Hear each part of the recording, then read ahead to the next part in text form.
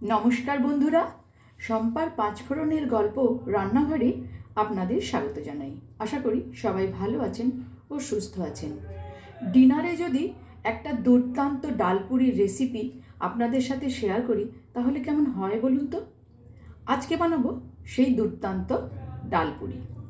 আমি এখানে নিয়েছি 1 কাপ ছোলার ডাল, প্রায় 3 ঘন্টা ভিজিয়ে রেখেছিলাম। ডালটাকে সেদ্ধ করে নেব। প্রথমে গ্যাসে একটা কুকার বসিয়ে দিয়েছি। এবারে আমি ডালটা দিয়ে দিলাম এর মধ্যে। কুকারের মধ্যে ডালটা আমি যে জলে ভিজিয়ে রেখেছিলাম সেই জলটা শুদ্ধই দিয়ে দিলাম। এখানে ছোট্ট একটা টিপস, ডালপুরি বানাবার সময় আমাদেরকে খেয়াল রাখতে হবে ডালটা যেন খুব বেশি সেদ্ধ না হয়ে যায়, মানে গলে যেন না যায়। একদম তাকিয়ে থাকবে ডালটা, এই অবস্থায় এটাকে সেদ্ধ করতে হবে খুব কম জলে। এবারে আমি কুকারটা বন্ধ করে একদম লো ফ্লেমে এটাকে 2টো সিটি দিয়ে নেব। ডালটা তো সেদ্ধ বসিয়ে দিয়েছি, এবারে ততক্ষণে আমি ময়দাটা মেখে নেব। আমি এখানে দিয়ে দিলাম 1 কাপ ময়দা, আর দেব 1/2 কাপ আটা, দিচ্ছি পরিমাণ মতন লবণ, আর দেব সাদা তেল। বেশ কিছুটা সাদা তেল দিয়ে দিলাম। খুব ভালো করে এটা মিশিয়ে নেব। সব কিছু ভালো করে মিশিয়ে নিয়েছি। এবারে অল্প অল্প করে জল দিয়ে আমি একটা ডো তৈরি করব। ডোটা কিন্তু সামান্য একটু নরম হবে। ডোটা আমার তৈরি হয়ে গেছে, ঠিক এই রকম নরম হয়েছে। ওপর থেকে সামান্য একটুখানি সাদা তেল দিয়ে আমি চারদিকে এটা মাখিয়ে দেব।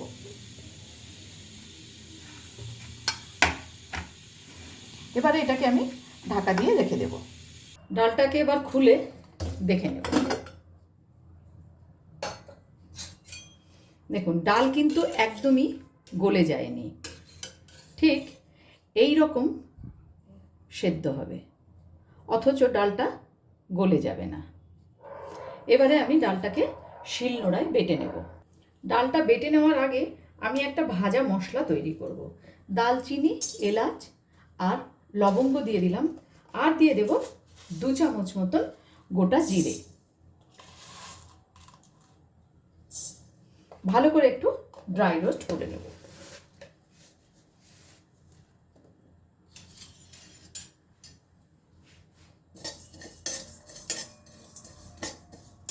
আমার রান্না যদি আপনাদের ভালো লেগে থাকে, আর যদি এই ভিডিওটি আপনারা ফেসবুক থেকে দেখে থাকেন, তাহলে অনুরোধ করব পেজটিকে ফলো করে দেওয়ার জন্য।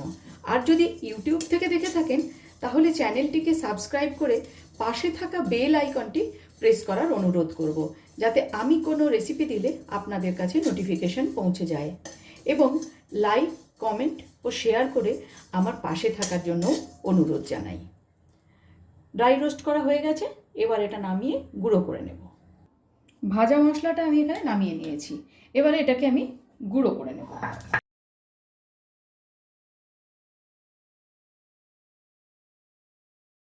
মশলাটা গুঁড়ো হয়ে গেছে, এবার এটাকে আমি নামিয়ে নেব। মশলা গুঁড়ো করার ওই শিলনোড়ার মধ্যেই আমি ডালটাকে দিয়ে দেব।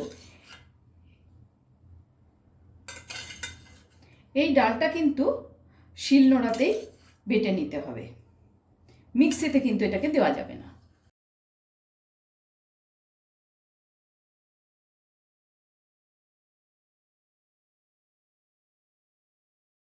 ডালটা বাটা হয়ে গেছে, এবারে ডালটাকে আমি নামিয়ে নেব।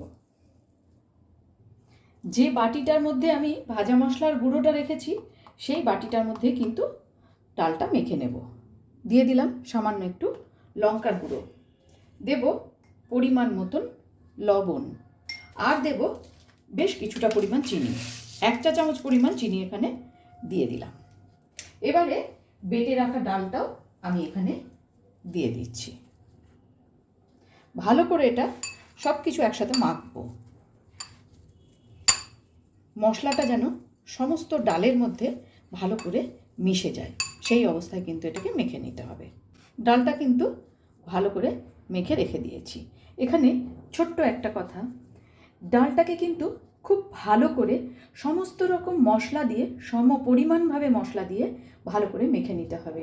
এই ডাল বাটার টেস্ট যদি ভালো না হয় তাহলে কিন্তু ডাল পুরিটাও খেতে ভালো লাগবে না, সেদিকে আমাদেরকে কিন্তু খেয়াল রাখতে হবে। এবারে এই ময়দার ডোটা থেকে আমি লেচি কেটে নেব।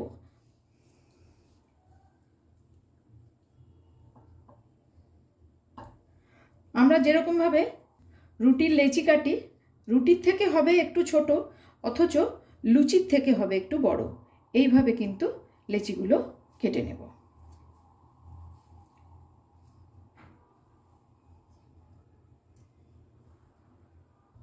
আমার প্রয়োজন মতন আমি এখানে দুটো লেচি কেটে নিয়েছি। এবারে সামান্য একটু শুকনো আটা হাতে লাগিয়ে এইভাবে কিন্তু একটু বাটির মতন শেপ দিয়ে নেব। এবারে এর মধ্যে এই যে ডালের পুরটা আমি তৈরি করে রেখেছিলাম, সেই ডালের পুরটা দেব। ঠিক এই পরিমাণ ডালের পুর কিন্তু দিতে হবে, বেশ একটু বেশি করে কিন্তু ডালের পুরটা দিতে হবে, তাহলেই কিন্তু ডাল পুরিটা খেতে বেশ ভালো লাগবে। ভালো করে এটাকে ঢেকে দেব বা কভার করে দেব।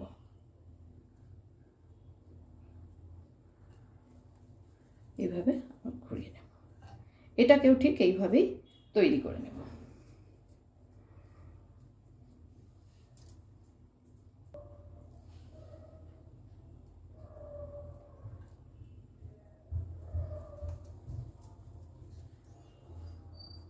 এবারে বেলে নেব।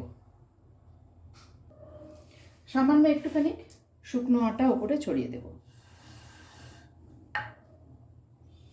প্রথমে হাত দিয়ে একটু এরকম চ্যাপটা মতন করে নেব, তারপর আস্তে করে এটা বেলে নেব।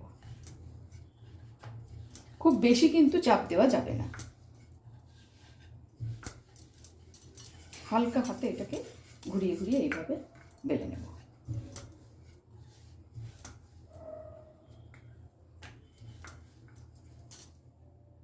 এটা আমি বেলে নিয়েছি, ঠিক এই রকম থিকনেস রয়েছে। একটা ননস্টিক বসিয়ে দিয়েছি, ননস্টিকের ওপরে এটা কিন্তু আমি দিয়ে দিলাম। আমি কিন্তু এটাকে ডুবো তেলে ভাজবো না।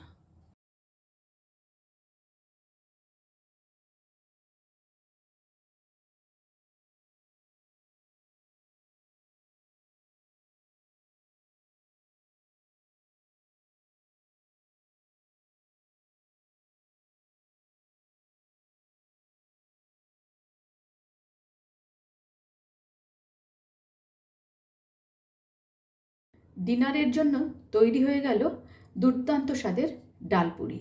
ভিডিওটি আপনাদের কেমন লাগলো অবশ্যই কমেন্টস করে জানাবেন। আজ তাহলে এই পর্যন্তই, দেখা হচ্ছে সামনের ভিডিওতে অন্য কোনো রেসিপির সাথে। ভালো থাকবেন, সুস্থ থাকবেন।